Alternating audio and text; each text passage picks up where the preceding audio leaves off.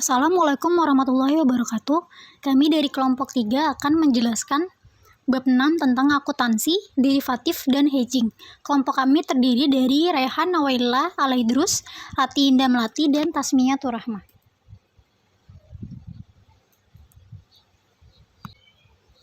Pengantar derivatif. Derivatif merupakan kontrak atau perjanjian yang nilai atau peluang keuntungannya terkait dengan kinerja aset lain. Aset lain ini disebut sebagai underlying asset.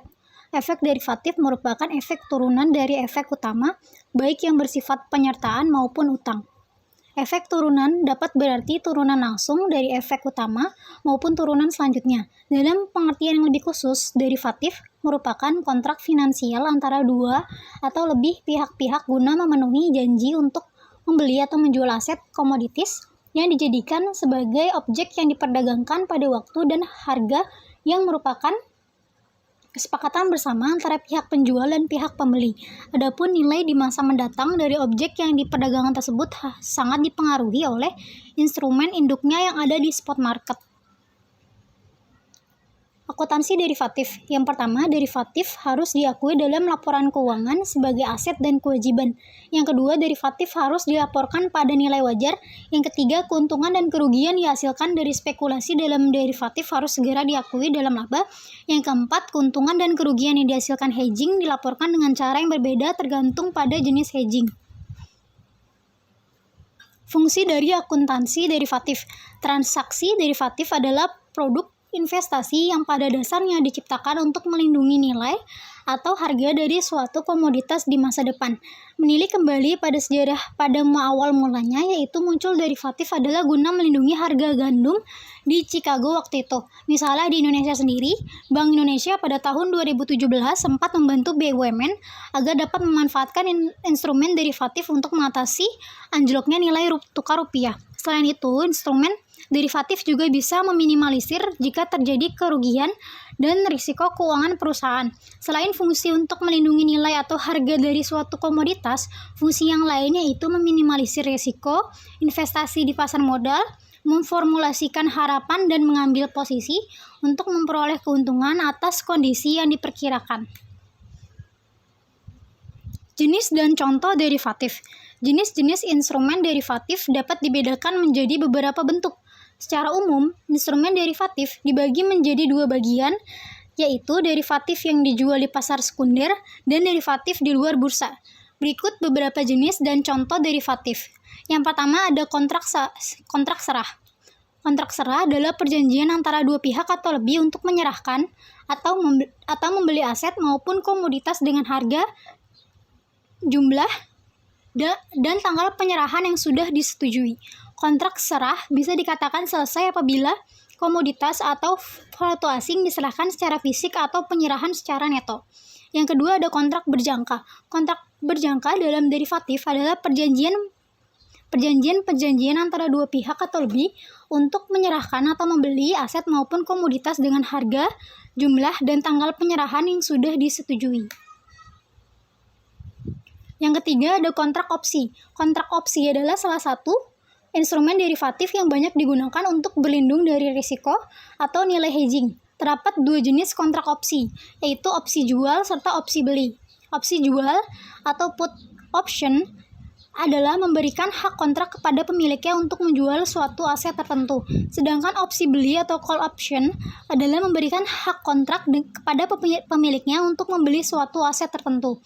Yang keempat ada swap. Jenis terakhir dari derivatif adalah swap, yaitu kontrak untuk saling menukar arus kas dalam jangka waktu tertentu dan dilakukan secara terus-menerus. Contoh transaksi swap yang biasa dilakukan seperti interest rate swap.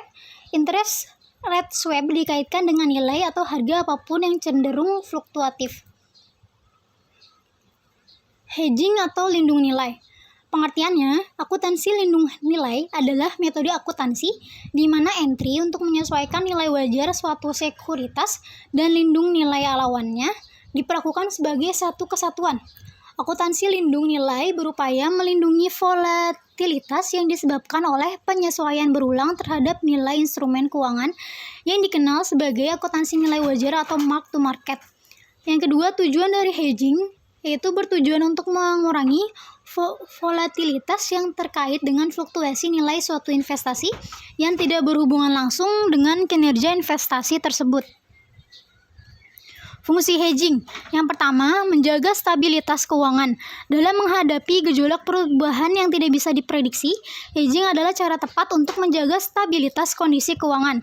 Strategi ini bisa menjadi langkah efektif dan efisien untuk tetap mendapat keuntungan sekaligus mencegah kerugian di tengah naik turunnya nilai. Oleh karena itu, hedging adalah strategi yang banyak diterapkan pada perusahaan dengan banyak transaksi falas. Harga valuta asing yang sulit diprediksi dan kemungkinan kerugian masih bisa ditoleransi dengan adanya hedging. Yang kedua, menghindari kebangkrutan. Alasan utama penggunaan hedging adalah menghindari risiko kebangkrutan. Kerugian yang terus terjadi dan tidak bisa ditoleransi tentu akan membawa pada kegagalan sebuah bisnis. Namun dengan penggunaan hedging, risiko dan kemungkinan kerugian ini dapat diamati dan diatasi sebelum mengakibatkan dampak fatal. Tipe akuntansi lindung nilai. Yang pertama, lindung nilai atas nilai wajar. Lindung nilai atas nilai wajar digunakan untuk melakukan lindung nilai terhadap eksposur perusahaan terhadap volatilitas dan perubahan nilai wajar suatu aset atau liabilitas. Agar memenuhi syarat akuntansi lindung nilai, potensi perubahan nilai wajar aset atau liabilitas harus berpotensi mempengaruhi laba yang dilaporkan perusahaan. Yang kedua, lindung nilai arus kas. Digunakan untuk mengurangi eksposur terhadap volatilitas arus kas yang berasal dari aset atau liabilitas yang ada atau transaksi yang diperkirakan. Agar memenuhi syarat akuntansi lindung nilai, potensi perubahan arus kas dari aset, liabilitas, atau transaksi masa depan harus berpotensi mempengaruhi laba yang dilaporkan perusahaan. Yang ketiga, lindung nilai investasi bersih. Digunakan untuk melindungi nilai eksposur mata uang asing perusahaan dan mengurangi potensi risiko pendapatan yang dilaporkan yang mungkin terjadi pada disposisi masa depan atas investasi bersih dalam operasi luar negeri. Cara kerja hedging. Pada intinya, cara kerja hedging adalah melindungi nilai dari sebuah aset atau instrumen kerugian dari risiko kerugian yang terlalu besar. Sejumlah teknik dapat dilakukan untuk menerapkan hedging. Salah satu yang paling umum adalah pembuatan dokumen kontrak di mana setiap nilai akan diukur berdasarkan underlying aset. Melalui kesepakatan antara dua pihak yang bertransaksi, kemungkinan kerugian dapat lebih diminimalisir jika terjadi kejadian tidak terduga di masa mendatang. Misalnya, seorang investor membeli saham sebuah perusahaan dengan harapan mendapat keuntungan secara signifikan.